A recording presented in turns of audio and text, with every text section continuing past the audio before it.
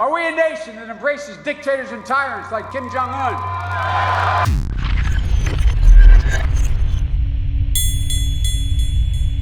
Imagine a place where fear is currency and propaganda is the air you breathe.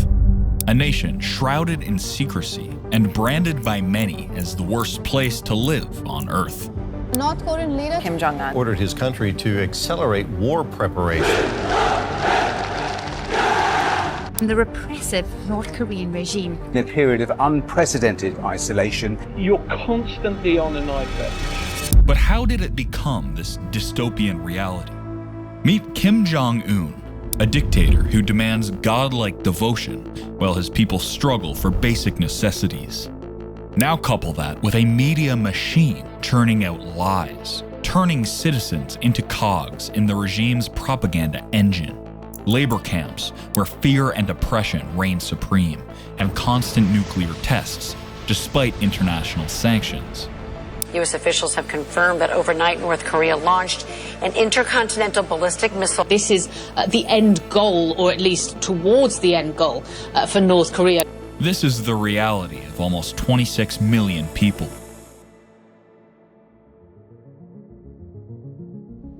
We begin with a peninsula, once unified, sliced into two by an invisible line carved by war and ideology. This was the fate of Korea in 1945, following the defeat of Japan in World War II. In the north, backed by the Soviet Union, rose Kim Il-sung, a charismatic communist leader. He established the Democratic People's Republic of Korea, promising utopia for the war-torn nation.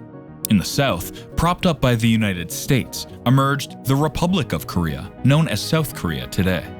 But utopia never arrived in the north. Instead, 1950 saw the eruption of the Korean War.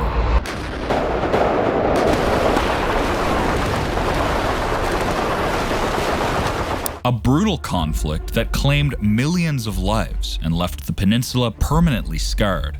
The war cemented the division, solidifying Kim Il-sung's authoritarian grip and plunging the DPRK into an isolationist spiral.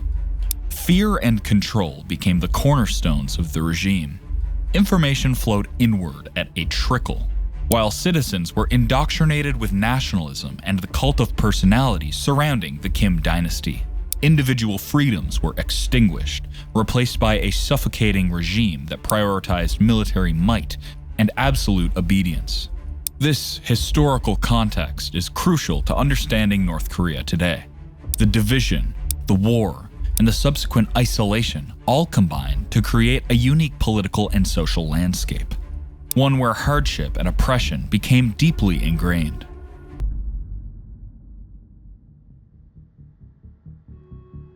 In North Korea, the concept of leadership transcends mere governance. The Kim family, revered as deities, enjoys an unparalleled cult of personality. Images of the dear leader and his predecessors adorn every wall, their birthdays celebrated with near religious fervor. This manufactured devotion serves a chilling purpose: to instill absolute obedience and suppress any flicker of dissent. For instance, Kim Jong-un, the current supreme leader, expects to be seen as infallible, omnipotent, and deserving of absolute devotion. Propaganda paints him as a demigod, solving problems with the wave of his hand and showering citizens with benevolence. Control extends far beyond imagery. Media outlets are state-run propaganda machines, churning out a carefully curated narrative that glorifies the regime and demonizes its enemies. Education is weaponized, used to indoctrinate children from a young age with the tenets of Juche, a self-reliance ideology that fuels isolation and distrust. Information from the outside world is meticulously filtered, leaving citizens trapped in an echo chamber of state-sanctioned truth. But control doesn't stop at information. Dissent is met with swift and brutal punishment. Public executions and forced disappearances are quite common, and serve as stark reminders of the consequences of stepping out of line. 10 people and got publicly executed in Haeryong, another border town. the number's gonna be way bigger than that, once the total sent to prison camps. Surveillance weaves its way through everyday life. Informants, often neighbors or even family members, become unwitting participants in a vast Songbun system, a caste-like structure that assigns social status based on loyalty and political ideology. This creates a chilling atmosphere where trust is scarce and everyone is potentially a snitch. The Songbun system isn't just about punishment, it's about control. By turning citizens into potential informants, the regime creates a self-perpetuating system of fear and suspicion, knowing that even a whispered complaint could bring down not only themselves, but also their loved ones. And the worst part is, these snitch schemes often involve rewards for snitching on your own loved ones.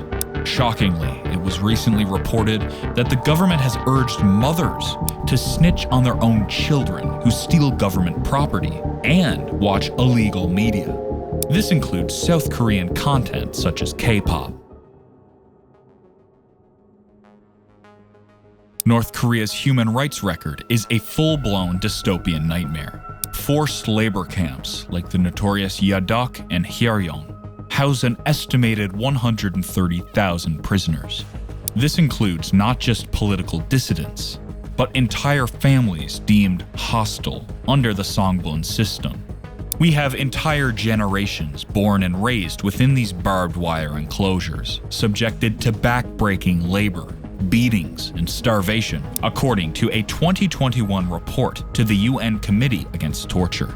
Torture is simply a chilling reality for many North Koreans. A United Nations inquiry into human rights abuses says North Koreans have suffered unspeakable atrocities. The 2022 UN Commission of Inquiry documented widespread use of torture, including waterboarding, sleep deprivation, and electric shocks, often used as punishment for minor offenses or to extract confessions. Public executions, once a horrifying spectacle reserved for high-profile cases, are now used for petty crimes, sending a message of fear and submission to the entire population.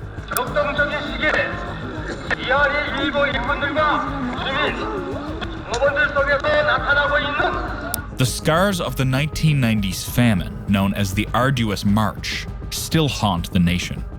While the worst may be over, an estimated 10 million North Koreans still face chronic food insecurity, with malnourished children a common sight.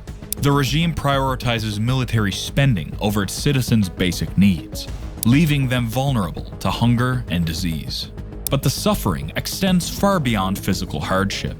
North Korea is an information black hole, with citizens denied access to the outside world.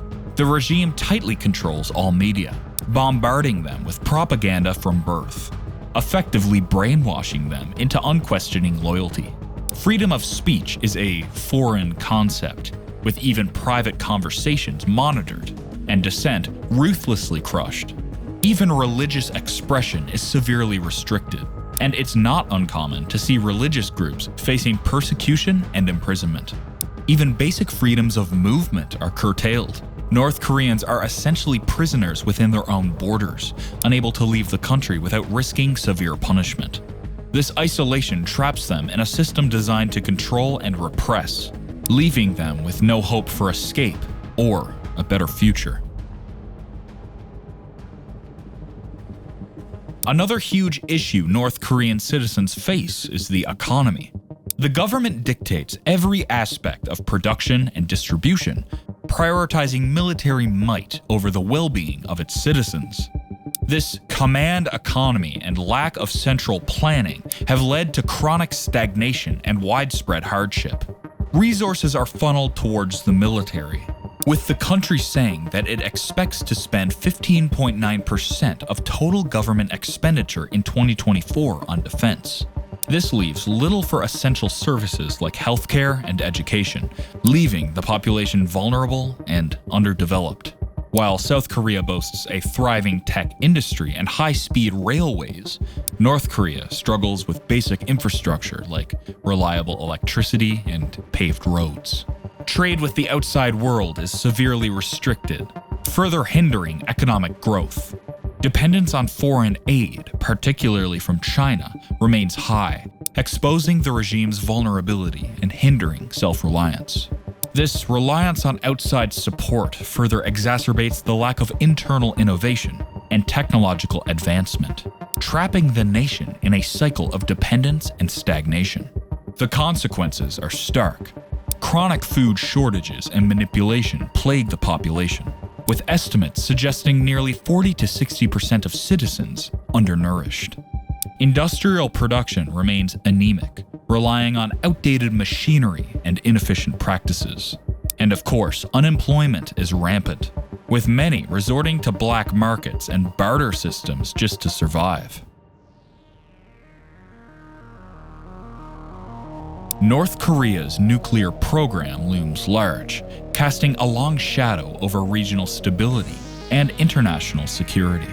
Despite crippling international sanctions, the regime remains fixated on acquiring a robust nuclear arsenal, prioritizing military might over the well-being of its own people. Just in 2023, Kim Jong-Un oversaw a record-breaking number of missile tests, including the launch of an intercontinental ballistic missile capable of reaching the U.S. mainland. North Korea test-fired an intercontinental ballistic missile. There will be responses if they choose to escalate. We will respond accordingly. Estimates suggest North Korea may possess up to 60 nuclear warheads, with the capacity to produce more. This arsenal, coupled with Kim Jong-un's unpredictable leadership, fuels anxiety and raises the specter of nuclear conflict. The 2017 assassination of Kim Jong-nam, the leader's half-brother, using a banned nerve agent, serves as a chilling reminder of the regime's ruthlessness and its willingness to use unconventional weapons. But has the international community done anything to stop the dictator?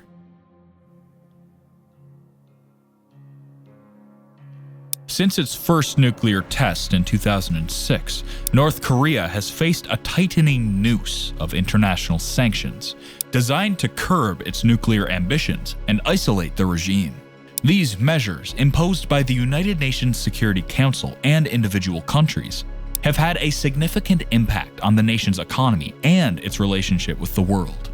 The UNSC, led by the US and supported by China and Russia, has passed a series of increasingly stringent resolutions.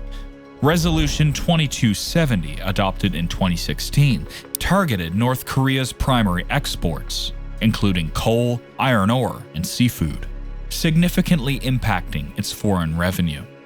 In 2017, Resolution 2375 banned all coal exports and tightened restrictions on textiles, further choking the economy. These sanctions have been met with defiance from Kim Jong-un, who has labeled them illegal and inhumane and vowed to continue developing his nuclear program. Individual countries have also imposed their own sanctions. The United States, North Korea's primary adversary, has implemented comprehensive measures targeting financial transactions, trade, and travel. The European Union has followed suit, restricting investment and luxury goods exports. These unilateral actions have further squeezed North Korea's already limited economic opportunities. Despite the sanctions, North Korea has found ways to circumvent them, often with the tacit support of China.